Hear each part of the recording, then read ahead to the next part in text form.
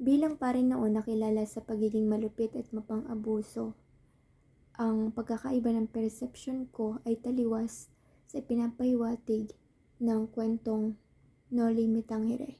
Sapagkat bilang pare noon, hindi ko lubos maisip na mali pala ang ginagawa ko sa kapwa ko Pilipino at hindi ko iniisip ang kapakanan nila, kundi ang pansarili lamang.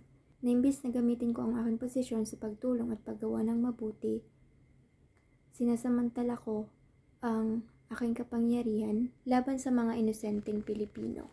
Bilang pare naman, ngayon, ang pagkakaiba ng perception ko sa ipinapahiwatig ng kwentong No Limit Tangere na sumasalamin sa masalimuot na pinagdaanan ng mga Pilipino noon, mahihinuha ko kung paano hinubog ng panahon ako bilang pari noon at ako bilang pari ngayon. Bukod doon, magiging bukas ako sa mga pinagdaanan na kahirapan ng mga kapwa ko Pilipino at di lang noon, kundi pati na rin yung mga pinagdadaanan nila ngayon.